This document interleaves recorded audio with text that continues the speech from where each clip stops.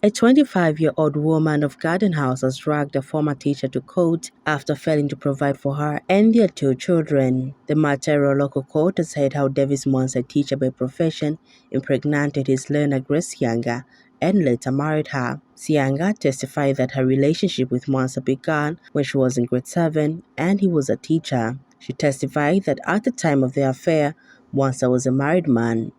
A few years later, Mwansa's wife died, but his relationship with Sianga became more stronger. It was in grade 9 when Sianga got pregnant for her teacher and her parents decided to give her up for marriage.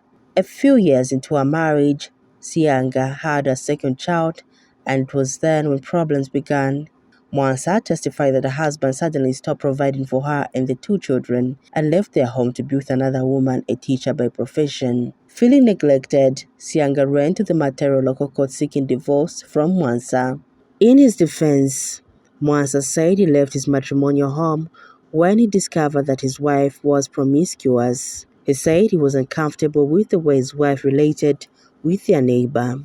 Mwansa accused his wife of sleeping with their neighbor and claimed that the same man was responsible for their second child. Magistrate Gaston Kalala asked Mwansa how he knew the child was not his, and in his response he said the child looked so much like the neighbor. In passing judgment, Magistrate Kalala admonished Mwansa for preying on his pupil, who was entrusted in his care for guidance. He said Sianga was a child forced into adulthood, and more could have become of her had she completed her education, but Mwansa robbed her of her future. Magistrate Kalala dissolved the marriage and ordered Mwansa to compensate Sianga with 10,000 kwacha and to pay 700 kwacha monthly allowance for the 2 children. The court also ordered the couple to share property equally, but this did not sit well with Mwansa, but the court stood its ground.